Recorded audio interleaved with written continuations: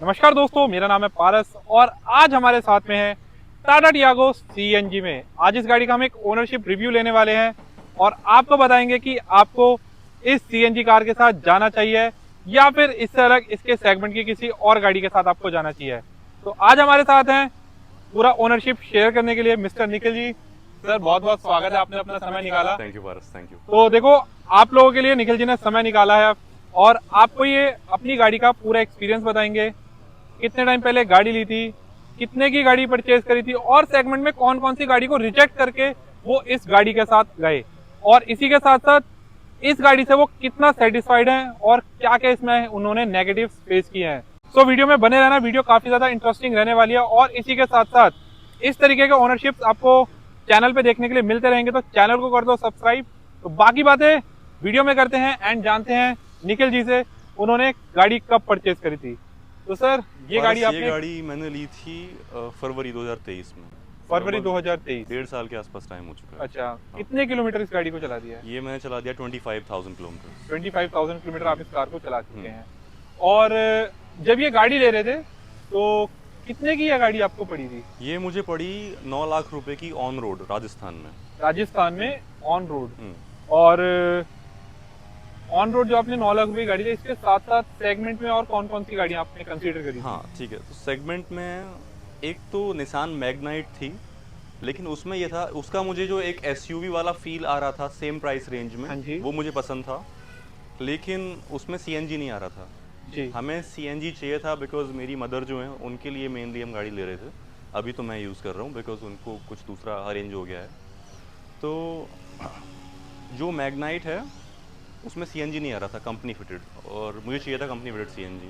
तो उस हिसाब से फिर एक तो ये टियागो थी, फिर सुजुकी की आती हैं वैगनार स्विफ्ट वगैरह, और हुंडई की ग्रैंड आई 10 नियोस। ग्रैंड आइटन की। उन गाड़ियों में प्रॉब्लम ये थी जिसकी वजह से मैंने ये चूज़ किया कि एक तो बिल्ड क्वालिटी के जो भी मानक माने जाते हैं, जैसे कि ग्लोबल एनकैप, या उनका वेट कम है गाड़ियों का, जो स्टील की बिल्ड क्वालिटी है वो उतनी अच्छी नहीं है। इन सब रीज़न से दूसरा रीज़न जो रहा वो ये था कि ग्राउंड क्लियरेंस। हाँ, तो ग्राउंड क्लियरेंस, जैसे कि ये टियागो नॉर्मल नहीं है, टियागो एनआरजी है। जी। नॉर्मल में 170 mm आता है, इसमें 177 mm है, क्योंकि ये 7 mm सीएनजी है। जाता है। सीएनजी है। पेट्रोल में 181 आता है, लेकिन सीएनजी में थोड़ा कम है, अच्छा, मतलब 177। नॉर्मल टियागो के पेट्रोल से भी ज्यादा इसमें सीएनजी में ग्राउंड क्लियरेंस है। हम्म। ओके। नॉर्मल टियागो में देखिए ऐसे है कि 170 mm पेट्रोल, 168 सीएनजी। एनआरजी में है 181 पेट्रोल, 177 सीएनजी। तो तो आई डोंट थिंक कि मैंने उस टाइम चेक भी किया होगा, अभी मुझे कंफर्म नहीं है, बट आई डोंट थिंक कि स्विफ्ट में या फिर ग्रैंड आई 10 में जो ग्राउंड क्लियरेंस है वो इतना हाई रहा नहीं होगा, आता। नहीं रहा होगा। तो इसीलिए मुझे थोड़ी गाड़ी ऊंची चाहिए थी उस टाइम। मेरे घर का जो रास्ता है थोड़ा ठीक नहीं था, अब तो बन चुका है।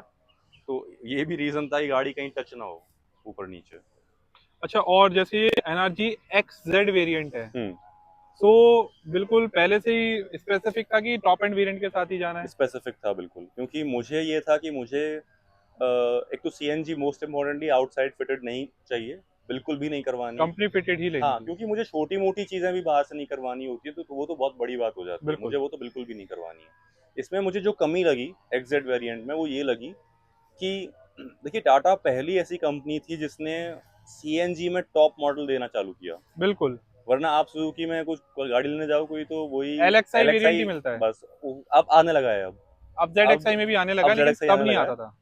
जेड एक्स आई आने लगा है, या फिर मतलब टॉप तो अभी भी नहीं आता। जैसे कि आप ग्रैंड विटारा देखो, हाँ। टॉप तो अभी अल्फा नहीं आता, नहीं आता। डेल्टा आता है आई थिंक। हम्म। तो एब्सोल्यूट टॉप तो अभी भी नहीं आता है, लेकिन कोई मतलब सेकंड टॉप देते हैं वो, ठीक है। टाटा ने इसमें थोड़ा ये किया कि जैसे कि एक्जेड वेरिएंट है, ये एक्जेड प्लस नहीं है, इसमें अलॉय व्हील्स नहीं है। मुझे चाहिए थे, ठीक है भाई, जो भी एक्स्ट्रा कॉस्ट होती है वो अच्छा, ये अलॉय मैं पे व्हील्स नहीं करता है? हूँ। ये अलॉय व्हील्स नहीं है, ये व्हील कवर्स हैं? ये व्हील कवर्स हैं।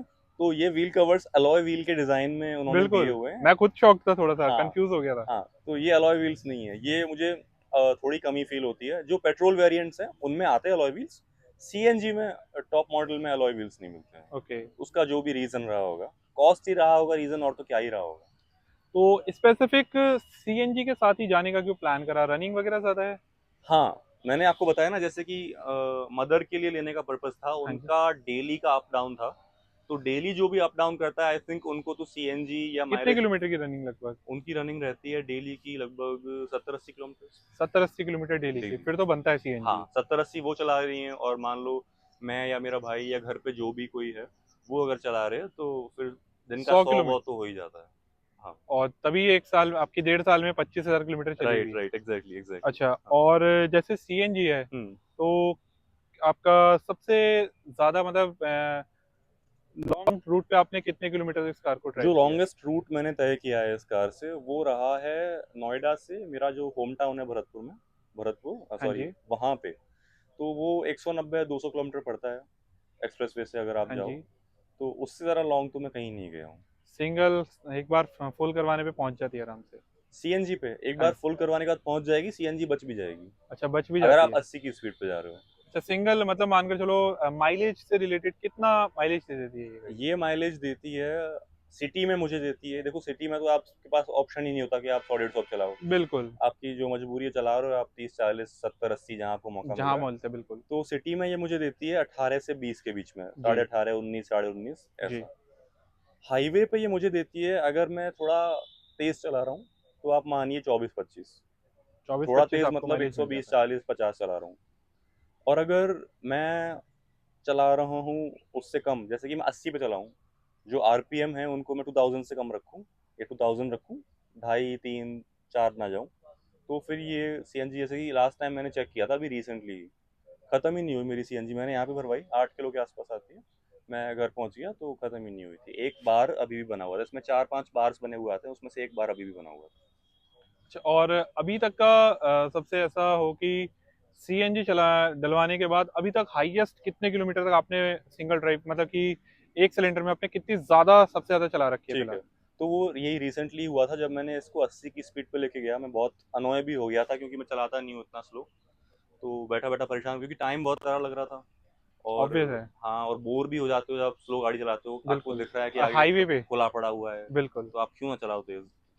तो ये चली आई थिंक 200 किलोमीटर से ज़्यादा 200 किलोमीटर से ज्यादा एक उसमें भी टाइम बची पे, हुई थी? बची हुई थी उसमें। ओके, मतलब हाँ, पूरी पूरी खत्म नहीं नाप हुई। पाया मैं। अच्छा। और जो गाड़ी के जैसे बताते हैं कि इंजन इसका 3 सिलेंडर है, हम्म। उसके बारे में क्या कहना है? 3 सिलेंडर के बारे में मेरा ये कहना है कि कहीं ना कहीं देखो जस्टिफाइड है इसका 3 सिलेंडर होना, क्योंकि आजकल बहुत कौन सी कंपनी है जो 1 लीटर में या 1.2 लीटर में 4 सिलेंडर इंजन दे रही है, बहुत बिल्कुल। कम है। आई थिंक कुछ गाड़ियां इवन अब हैं। मारुति स्विफ्ट में भी आपका 3 सिलेंडर ही एग्जैक्टली आ exactly, गया हाँ, है। कितनी कितनी वो हुई थी, मतलब कितना न्यूज में वो बहुत कंट्रोवर्सी हो बहुत गई ज्यादा थी, बहुत। कंट्रोवर्शियल हो गया था कि हाँ, अब कौन खरीदेगा जो मारुति स्विफ्ट को। सुजुकी के स्विफ्ट के जो फैन बॉयज हैं वो सब बहुत वो चिल्लाने लगे थे कि अरे यार सिलेंडर हटा दिए। तो मुझे लगता है कि शायद ब्रेजा वगैरह में आता है 4 सिलेंडर इंजन 1.2 में। बलिनो में आता है, बली इग्निस में अच्छा आता है। अच्छा, हाँ उनमें आता है। हम्म। और सीएनजी में भी आता है क्या 3 सिलेंडर 4 सिलेंडर? 4 सिलेंडर ही आता है। सीएनजी में भी आता है। हाँ, तो ये चीज़ मुझे नहीं पता था कि उनके सीएनजी में भी 4 सिलेंडर आता है। हम्म। तो कहीं ना कहीं मुझे लगता है कि ठीक है थ्री बट हाँ, सिलेंडर इस प्राइस रेंज पे नहीं इस आता प्राइस वो। रेंज में मैं उतना एक्सपेक्ट नहीं करता हूँ। नहीं, हम्म। इसमें ही आता होगा यार, थोड़ा सा बिकॉज और ज्यादा बढ़ बलिनो जाता है। वगैरह इससे हाँ। ज़्यादा एक्सपेंसिव होती है क्या सीएनजी में? नहीं, वो थोड़ा सा कॉस्ट इससे थोड़ी सी ऊपर चले थे, फिर आपको टॉप मॉडल चाहिए ना, जैसे अगर हम्म। वो सेकंड टॉप भी देंगे तो लगभग 10-10.5 लाख तक पहुंच राइट राइट जाता है। राइट, मतलब उसमें 1,50,000 रुपए का डिफरेंस आ बिल्कुल ही बिल्कुल जाएगा। आ जाता है। समझ गया समझ गया, हाँ।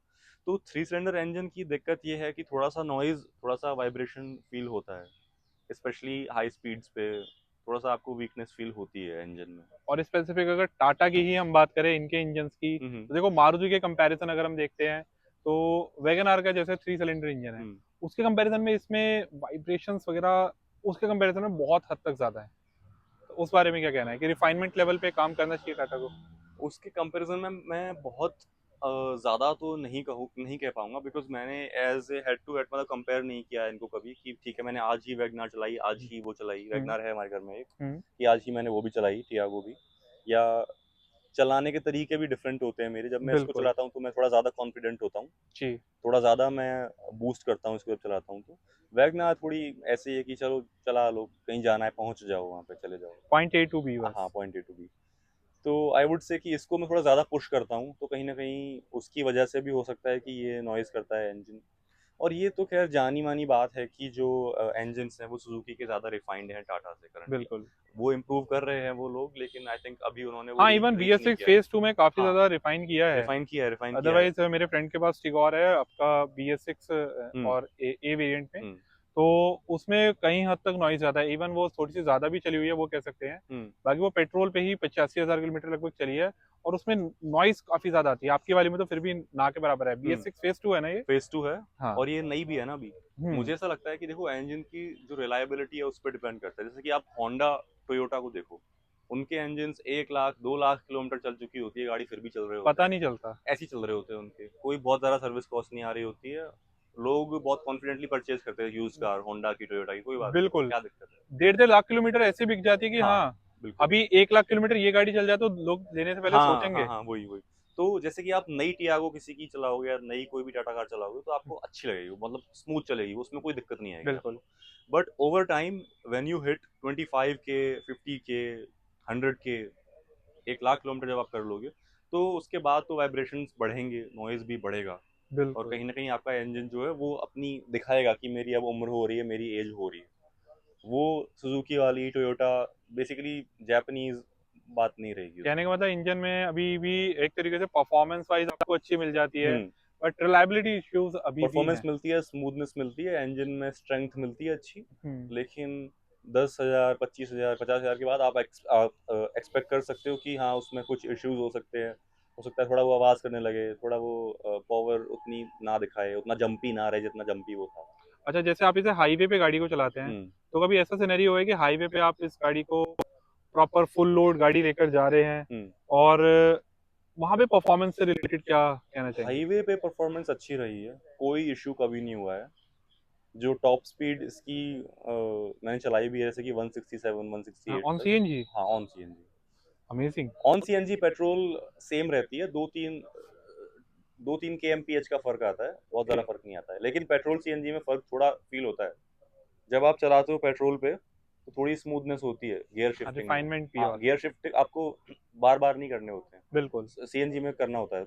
ऑब्वियस है। तो ये है। और दूसरा, हाईवे पे जैसे कि परफॉर्मेंस इंजन की तो अच्छी रहती है, और स्टेबिलिटी भी बहुत ज़्यादा अच्छी रहती है गाड़ी। एरोडायनेमिक्स अच्छे हैं, वजन अच्छा खासा है, तो गाड़ी बिल्कुल। चिपक के अच्छी चलती है, कोई इशू नहीं होता है। कोई वाइब्रेशंस गाड़ी में या बॉडी रोल का कोई वो आपको रिस्क नहीं लगता है। बिल्कुल नहीं लगता। हम्म। ये बहुत सारे टाटा ओनर्स की भी कहना है कि सस्पेंशंस काफी, आप कह सकते हो कि ऊंचे नीचे रास्तों में वहां पे आपको ज्यादा स्टिफर फील नहीं होंगे, हम्म। और हाईवेज पे गाड़ी चिपक के चलती है आपको ज्यादा सॉफ्टर नहीं हम्म। लगेंगे। हम्म। तो कहने का मतलब इस लेवल पे ट्यून्ड है कि ना ज्यादा स्टिफर ना ज्यादा सॉफ्टर, दोनों ही सिचुएशंस को बहुत इजीली मैनेज कर लेते हैं। बिल्कुल बिल्कुल सही बात है। मैं कहूँगा जैसे कि जो थोड़ी अनइवन रोड्स होती है वहाँ पे आप हम्म। स्लोली निकालो तो बहुत कंफर्टेबली वो आपको निकाल लेती है। और हाईवे पे हाँ, कभी मेरे साथ ऐसा नहीं हुआ कि बहुत ज़्यादा जंप कर गई। या हाईवे पे जैसे आप देखते हो अचानक से कुछ ऐसी जगह आ जाती है, ब्रेकर नहीं होता है वो, लेकिन थोड़ा ऊंचाई सी होती है। ऊंचाई सी होती तो है, वहां से जैसे ही गाड़ी हल्की सी जंप होकर नीचे आई है, तो ऐसा नहीं हुआ कि बहुत कुछ हो गया। पता नहीं चलता, नहीं। स्मूथली उसको हाँ, मैनेज कर लेती अच्छा है। मैनेज करता है उसको वो। अच्छा, और जैसे आपने एनआरजी लिया ऊंचा, अपने एक तरीके कह सकते हो आप, ग्राउंड क्लियरेंस काफी अच्छा है, हम्म। तो उस चीज का एडवांटेज तो ऑब्वियस है, फील होता होगा कि हाँ। बिल्कुल फील होता है उसका एडवांटेज, क्योंकि देखिए 177 mm ना कहीं आजकल, आई वुड लाइक, एसयूवीज में आजकल तो नहीं बोलूंगा, लेकिन उस टाइम पे एसयूवी के लेवल का ग्राउंड क्लियरेंस आप बोल सकते हो 180 उसको। mm नॉट लगभग। एसयूवी बट जो क्रॉस ओवर्स होते हैं, cross overs like. Cross over के लेवल का बिल्कुल। आप बोल सकते हो। हम्म। हाँ। और गियर लीवर वगैरह भी वाइब्रेशन फील होती है अंदर कैबिन में बैठ के? कैबिन में वाइब्रेशंस बहुत ज़्यादा तो फील नहीं होते हैं, लेकिन हाँ जैसे कि आप गियर स्टिक को देखोगे तो वो, उसको कभी आप ऐसे हल्का सा हिलता हुआ देख सकते हो, बिल्कुल हल्का सा, इतना हल्का कि आप ध्यान से उसको देख रहे हो तभी आप देख सकते हो। ऐसा नहीं है कि वो ट्रक की तरह हिल रहा है। ओके। हाँ। जैसे टोयोटा इनोवा में इनोवा का तो मुझे नहीं पता है, हिलता है क्या उसमें? बिल्कुल उसका इस तरीके से हिलता है टोयोटा इनोवा जो अच्छा पुरानी वाली है। अच्छा अच्छा अच्छा। और फिट एंड फिनिश के बारे में क्या कहना चाहेंगे? फिट एंड फिनिश के बारे में मैं यही कहूँगा कि थोड़ा सा मुझे मेरा एक्सपीरियंस थोड़ा सा नेगेटिव रहा। जैसे कि एक बार मैं सर्विस के लिए गाड़ी लेने गया था, तो जो मैंने डोर ओपन किया तो वहाँ पे एक रबर की लाइन जा रही होती है, ओके। वो निकली पड़ी हुई थी। तो पहला तो सर्विस का ही मैं बोलूँगा कि आपको वो दिखनी चाहिए। कोई सर्विस की गाड़ी लेने आया है, आपको एक बार घूम के देख लेनी चाहिए कि रेडी है या नहीं है। साफ, बिल्कुल। कम से कम जो साफ कर रहा है उसको देख लेनी चाहिए कि बिल्कुल अरे सही ये बात क्या है। हो रखा है, बता दो किसी को। तो वो मैंने उनको बोला, तो वो उसको फिर वो उन्होंने चिपकाया उसको, वो मेरे सामने चिपका रहे थे गोंद या कुछ गम वम लेके। अच्छा। फिर मुझे वो बहुत अब मुझे नहीं पता कि हो सकता है कि वही तरीका हो या जो वही भी वाली रीजन। चीज है कि आंखों देखी मक्खी नहीं निकली जाती, वही तो वही वही। वाला सिनेरियो कि आपकी आंखों के सामने भले हाँ चाहे वो पहले चाहे कैसे भी करके हाँ उसे हाँ फिक्स कर हाँ, देते। वही। तो वो मुझे नहीं देखना था। मुझे ऐसा लगा वो कि यार ये तो मैं ही चिपका लेता फिर इसको। और ऑब्वियस है। उसमें आपको डिफिकल्टी भी हो रही है।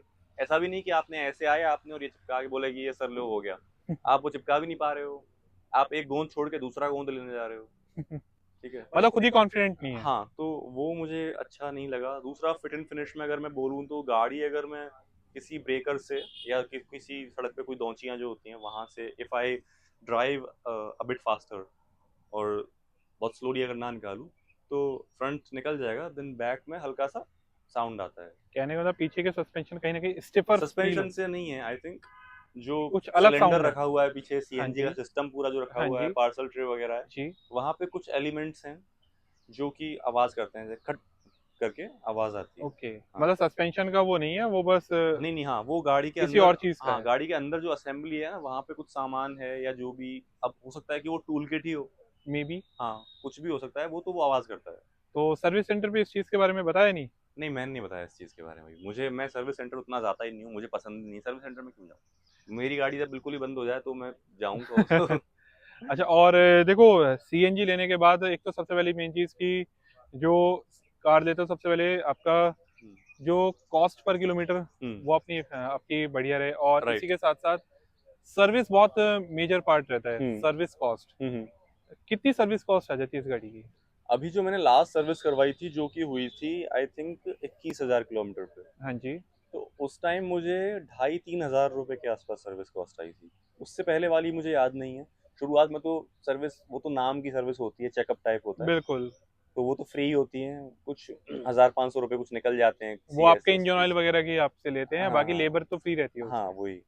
तो अभी जो मैंने 21 पे करवाई वो मुझे 2,500-3,000 रुपए की पड़ी, और फ्यूचर का तो मुझे आइडिया नहीं है कि 25 वो पे तो तो नहीं जैसे होगी, जैसे गाड़ी की एज बढ़ती जाएगी वैसे वैसे सर्विस कॉस्ट थोड़ी बढ़ती बढ़ती जानी है, वो तो जाएगी। एक हाँ, नेचर है, क्योंकि गाड़ी में काम निकलना स्टार्ट तब होता है राइट एक्चुअल में। राइट राइट, तो देखते हैं 50 पे, 75 पे, 1 लाख पे क्या और होता है। सर्विस सेंटर का बिहेवियर के बारे में क्या कहना है, क्योंकि देखो इस चीज के लिए टाटा हम्म, फेमस है। हम्म, प्रोडक्ट वाइज नो डाउट्स इस गाड़ी से बेहतर कुछ है नहीं, टाटा हम्म, की गाड़ी जैसे हम्म, पंच हो गई, नेक्सॉन हो गई, हम्म, हर तरीके से गाड़ी A1 क्लास निकाल रहे हम्म। हैं।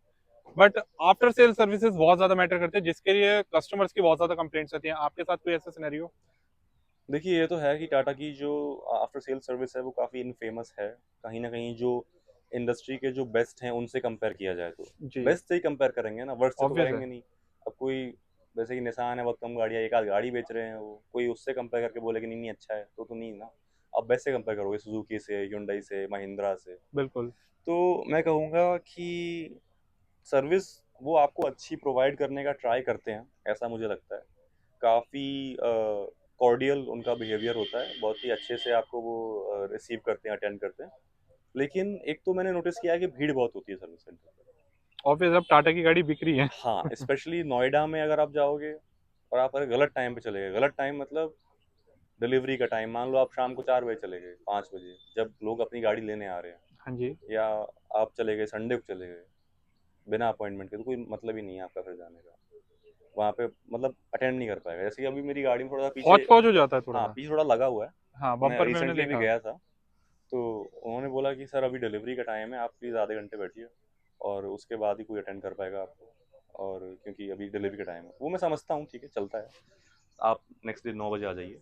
और दूसरा ये हुआ, चलिए ये तो ऐसी बात है कि मैं सडनली चला गया था तो they were not ready for it, obvious है। और डिलीवरी का भी अपॉइंटमेंट टाइम, हाँ अपॉइंटमेंट फिक्स नहीं था आपका। एक बार मैं अपॉइंटमेंट लेके गया तो भी मुझे जो है 30-40 मिनट वेट करना पड़ा, इतना रश हो रखा था वहाँ पे। मतलब अपनी कार को हैंड ओवर करने के लिए भी? हाँ, तो एक तो मुझे वहाँ पे ऐसे बात करनी पड़ी कि मेरा अपॉइंटमेंट है तो मुझे क्यों वेट करना पड़ रहा है, आप उनकी गाड़ी क्यों मुझसे आगे लगा रहे हो, ये क्या, इतना अगर आपने, इतना अगर होता है रश, आपको पता है इतनी गाड़ी आती है, तो आप अपॉइंटमेंट कम लोगों को दो, जो ऑब्वियसली। बिना अपॉइंटमेंट के आए हैं उनको निकालो, उनको रिसीव ना करो, उनको बोलो कि वो अपॉइंटमेंट लेके बाद में आए, कुछ तो आप सिस्टम डेवलप करो ना। सही बात है। मैं 40 मिनट क्यों वेट करूँ, मुझे ऑफिस जाना है, मैं हिसाब लगा के आया हूँ कि मैं गाड़ी ड्रॉप करूंगा, मैं ऑफिस मैंने जाऊंगा। अपॉइंटमेंट फिक्स किया हुआ है, मैं हाँ अपनी गाड़ी ड्रॉप करूंगा हाँ विद इन हाँ, 10 मिनट्स एंड मैं अपना ऑफिस के लिए वही निकलूंगा। वही, तो मेरा वो एक बार थोड़ा नेगेटिव रहा था। और लेकिन मेरे होम टाउन में वहाँ पे तो एक नया शोरूम, नई सर्विस सेंटर खुली हुई है, हाँ तो जी। वो लोग वहाँ पे उतना अभी रश भी नहीं है, और अगर रश होता भी है तो वहाँ पे, क्योंकि मैंने परचेज भी वहाँ से की, मुझे लगता है जहाँ से आप परचेज करते हो वहाँ पे आप 2-4 लोगों को जान ही जाते हो, वो लोग आपको एकदम ऐसे हो एंड जाते हैं कि, इवन हाँ, मैंने बहुत सारी जगह देखी है कि जो कस्टमर से फीडबैक मिलते हैं, जैसे मिलते हैं हम्म, कि टाटा की गाड़ी लेके ना सर्विस सेंटर वालों से बिल्कुल भाईचारे जैसी वाली बात, अरे भाई क्या हाल चाल है, हाँ हाँ हाँ हाँ ये वाला हाँ सिनेरियो हाँ हाँ कि आपको बार बार जाना पड़ता है, तो एक राइट अच्छे राइट लिंक्स बन जाते हैं। Right right right. वो मुझे लगता है सभी जगह बन जाते हैं, सभी जगह पे ऐसा रहता है, लेकिन मुझे लगता है जहाँ पे आप गाड़ी परचेज करते हो वहाँ एक तो आप सेल्समैन को जानते हो, ऑब्वियस कहीं ना है, कहीं आपकी नज़र में वो रहते हो, कहीं ना कहीं वो सपोर्ट करता है। शायद आप उनके चाहते भी रहते हो कि अरे ये हमारे यहाँ से इन्होंने गाड़ी ली थी, मैंने ही दिलवाई थी, वो वाली बिल्कुल। फीलिंग भी रहती है। तो वहाँ पे मुझे बहुत अच्छा ट्रीटमेंट मिलता है। और यहाँ एनसीआर में थोड़ा मैं कहूँगा कि थोड़ी भीड़ ज़्यादा है, तो इतना वो अटेंशन नहीं दे पाते हैं हर क्लाइंट ऑब्वियस को। है, कहने का मतलब अभी टाटा जो है अपनी आफ्टर सेल सर्विसेज का जो लोड है उसके लिए प्रिपेयर नहीं है, या ये कहना सही है? मैं ये कहूँगा कि जितनी गाड़ियाँ बिकी हैं पिछले 2 3 4 साल में, आई थिंक टाटा उसके लिए प्रिपेयर्ड नहीं था जितनी बिक चुकी हैं। तो अभी मुझे लगता है कि इनको अपने नंबर ऑफ सर्विस सेंटर्स बढ़ाने चाहिए, या तो जो सर्विस सेंटर्स हैं उनको बड़ा करो, एक्सपेंड तो कैसे ही करोगे, जहाँ सर्विस सेंटर बना हुआ है वो उतना ही बड़ा बना हुआ है जितना बड़ा वो बन सकता है, शहर में थोड़ी ना नहीं, उसको अभी आप तो बड़ा फिलहाल करोगे। जो मैंने देखा है टाटा का सर्विस सेंटर हम्म। जो गाजियाबाद में ओपन हुआ है अच्छा। आपका मेरठ रोड पे, अभी नया ओपन हुआ है। बिल्कुल, hmm I think it's 3 months, hmm and उसमें मैं कह रहा हूँ एशिया का सबसे बड़ा सर्विस सेंटर है वो टाटा हम्म का, हम्म हम्म जिसमें 63 बेज हैं, हम्म। इन अ सिंगल टाइम 63 कार्स वहाँ पे सर्विस हो सकती हैं। ये बहुत अच्छा आइडिया है कि आप किसी ऐसे शहर में जाके जहाँ पे आपको स्पेस ज्यादा मिल जाए, एक बड़ा स्पेशियस देखो। इवन गाजियाबाद सिटी में ही एक मेरठ रोड पे क्लाउड 9 रिजॉर्ट हुआ करता था, हम्म। सो उस जगह पे उसको बनाया गया है। अच्छा, देखो मैं माइंड नहीं करूंगा कि मुझे थोड़ा गाड़ी 10 मिनट या 15 मिनट 20 मिनट थोड़ा एक्स्ट्रा चलानी पड़े, मैं शहर से बाहर निकल जाऊंगा सर्विस के लिए, बिल्कुल। या pickup and drop delivery service होती है कोई वो करवा लेगा, हाँ ठीक है। जी। लेकिन ये नहीं होना चाहिए कि वहां पे जाने के बाद आपको वेट करना पड़ रहा है या लाइन लगी हुई है, वो हम्म। बहुत अच्छी फीलिंग नहीं होती है। और जो सर्विस सेंटर्स जैसे कि सिटीज के अंदर है, मान लो नोएडा में है, कोई दिल्ली में है, वो तो एक्सपेंड कर ही नहीं सकते हैं उसको, नहीं कर सकते, उनके स्पेस ही पास नहीं है। लिमिट है, स्पेस लिमिट है। दूसरा, इन्फ्लक्स ज़्यादा है, वहाँ पे ज़्यादा कस्टमर्स आते हैं शहर में। शहर में कस्टमर्स हाँ बहुत ज्यादा हो जाता है। हाँ हाँ हाँ। तो कहीं ना कहीं इसकी वजह से भी जो एक्सपीरियंस है वो अफेक्ट होता है उस चीज़ से।